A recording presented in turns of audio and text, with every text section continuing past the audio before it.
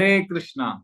So I will briefly share with you my reflections on the topic feeling happy while chanting versus feeling bad. Some of us think that while chanting we should feel bad. How I am so fallen, like the six Goswamis of Vrindavan, they are expressing humility. So some devotees have this conception that we should feel bad about ourselves while chanting. And some devotees, they are looking for happiness while chanting. So I'm going to share some thoughts on feeling happy versus feeling bad.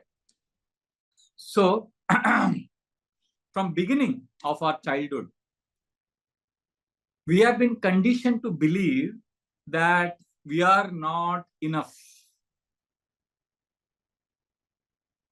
We are told directly or indirectly, you are inadequate, you are incomplete, you are lacking.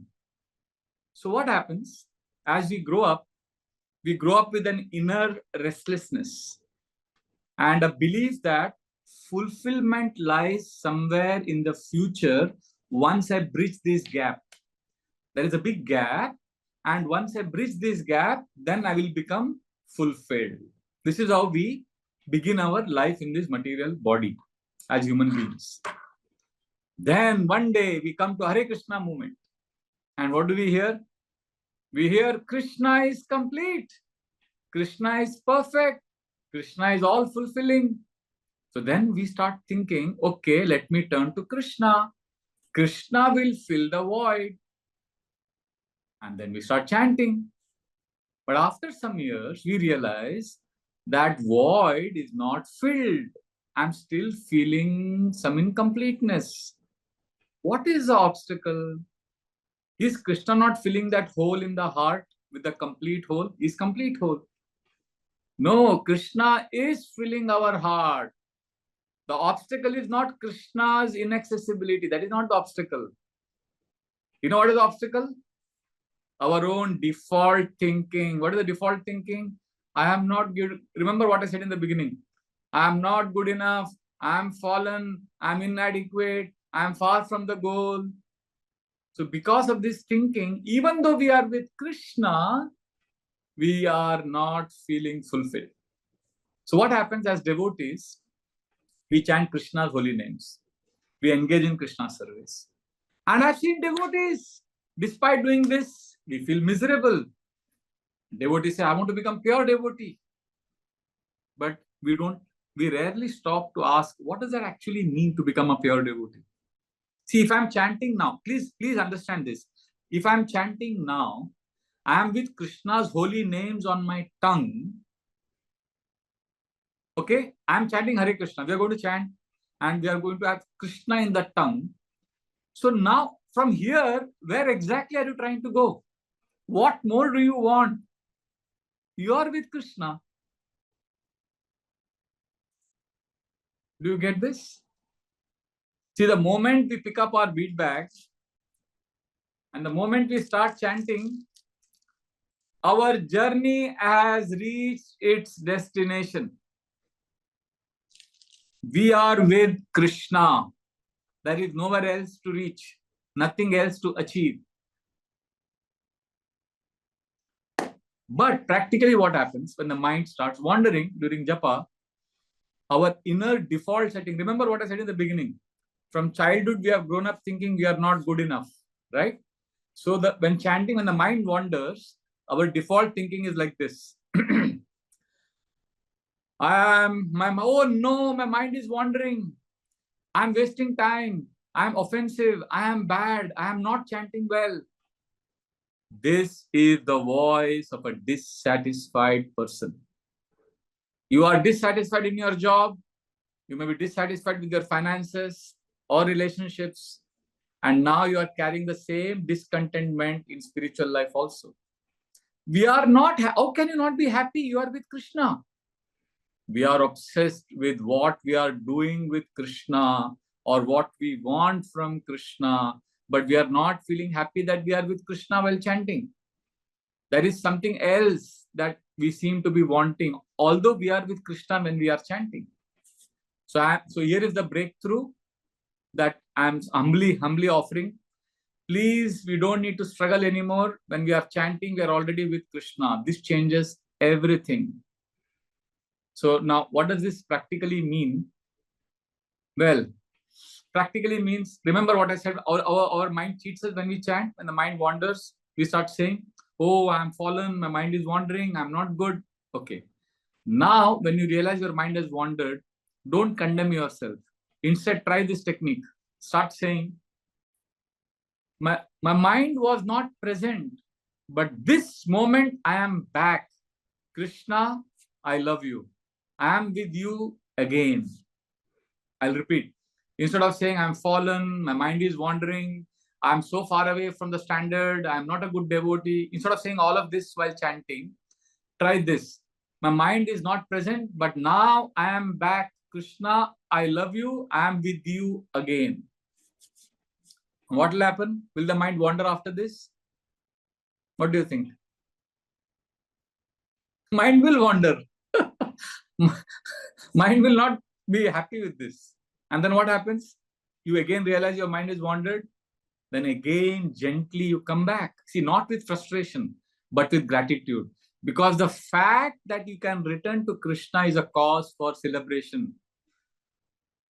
This is different from our old paradigm, where what is the old paradigm? Earlier paradigm? We feel ashamed, we feel unworthy, we feel inadequate. But the new paradigm that we are offering is, we are peaceful. We are okay with the fact that the mind may wander. It's okay. When I realize that my mind is wandering, I simply, softly, gently come back. And when we do that, we are not in the gap anymore.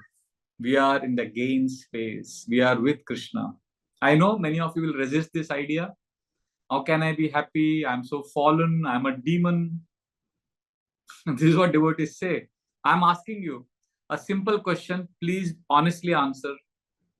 Do you belong to Maya or do you belong to Krishna? If you believe that you belong to Maya, then you'll always be in struggle mode. You'll always try to escape Maya's clutches. You'll always try to reach Krishna.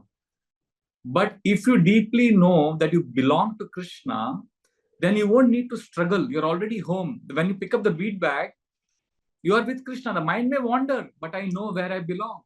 When I realize my mind is not present, I simply have to say, thank you, Krishna. I am with you now. Please accept my heart. Even if this moment is brief, this touches Krishna. But if instead we use this moment to scold ourselves and wallow in guilt, then we miss Krishna again. That is why we all must live in the space of belonging. This is what makes our void, that hole. Remember, we spoke in the beginning about that hole in the heart. That hole becomes complete. It gets filled when we enter the space of belonging. But when we are in Maya, we're always lacking. So there is a difference between lacking and belonging. When we see ourselves as incomplete, we are in Maya. When we live in the joy of being with Krishna, we naturally become grateful. I know some of you will argue that our Goswamis or Acharya, they lamented, they said they are fallen, they felt they are fallen. That is true. But their lamentation came with a deep experience of being loved by Krishna. Their self-condemnation did not come from shame. Please know this. When we condemn ourselves, is it coming from shame or is it coming from love?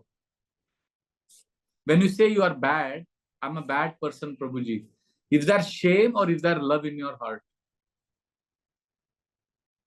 When you feel love, and then when you cry, I'm fallen, that becomes a celebration of Krishna's mercy. But in contrast, when we chant and we feel bad out of frustration or low self-worth, then that is material, that is unhelpful. That feeling doesn't bring us closer to Krishna. It keeps us stuck. So when you hear lofty philosophy, when you hear big examples of Goswamis, Haridas Thakur chanting 192 rounds, I came across a very amazing lecture of Prabhupada, where Prabhupada is, there is one concept I've always spoken about, aspirational reality and aspirational reality and adjusted reality. And people used to say, Prabhuji, ye kahan pe hai? This is your speculation. Where in scriptures it says that. And I also didn't know how to quote Prabhupada on this. But Yesterday morning, when I was hearing Prabhupada's class, I got the answer. I knew intuitively that Prabhupada is telling us that we should aspire, we should have aspirational reality, but we should know where we are. So this is the amazing lecture Prabhupada gave in Kumbh Mela, 1971. This is January 17, I think. I'll share the details with you later if you want. So what an amazing example Prabhupada gives. You know what Prabhupada says? He says, if you think that I will pass with distinction, then you will pass in first class. If you think I will pass in first class, then you will pass in third division. But if you think I will somehow pass, you will fail. And then Srila Prabhupada says, so aspire high. Don't get discouraged if you are not perfect. Just keep chanting. And then Prabhupada said, Chaitanya Mahaprabhu said, Kirtaniya Sada Hari, always chant, because he knew that we will not chant always. At least when we hear Lord Chaitanya saying chant always, we will chant at least for some time every day. When I heard this, I was like, wow, this is what I was looking for. So now next time when you hear Haridas Thakur chanted 192 rounds, or Sanatan Goswami is intensely humble, it is not meant to discourage you. It is meant to show you the richness of our lineage, of the beauty of our goal. We may be far away from Krishna, but we are so fortunate that this moment we are chanting.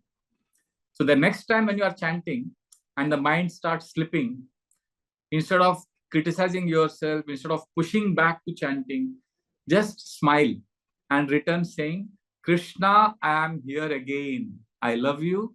Let us continue chanting. It is not only your, it is not your japa.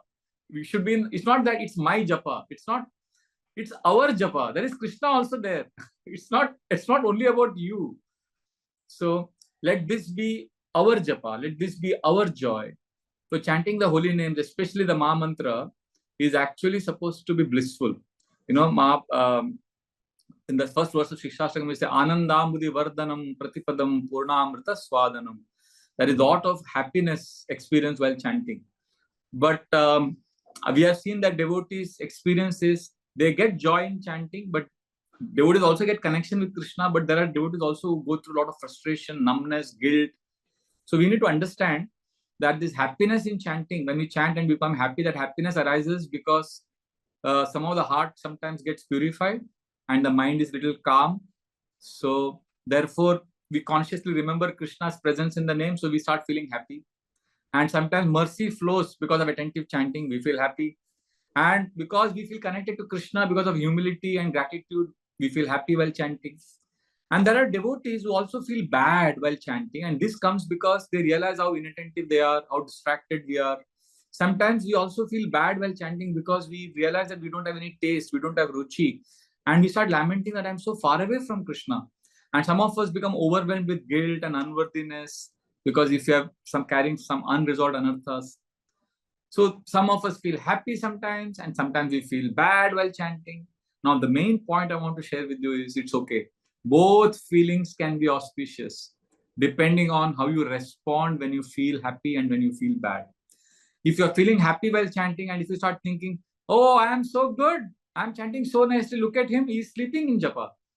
The moment we start thinking I am a great chanter, then that pride will cover our progress and that happiness is bad.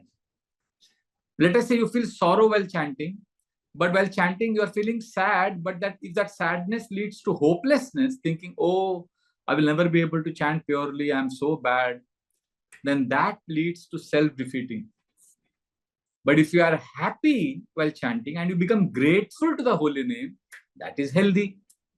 And if you are sad while chanting, but in that sadness, if you are telling Krishna, please give me mercy, and if you're remembering Krishna, then that sadness is even better than the happiness because it's a sign of genuine humility. We are coming to Krishna. Therefore, Bhaktivinoda Thakur in Sharanagati says, Krishna, aparada gucci shuddhanama ruchi. I'm committing offenses. I'm weeping, Krishna. Please help me. So this is not depression. This is Bhaktivinoda Thakur's devotional emotion. So emotion softens the heart. It attracts Krishna. It purifies the soul.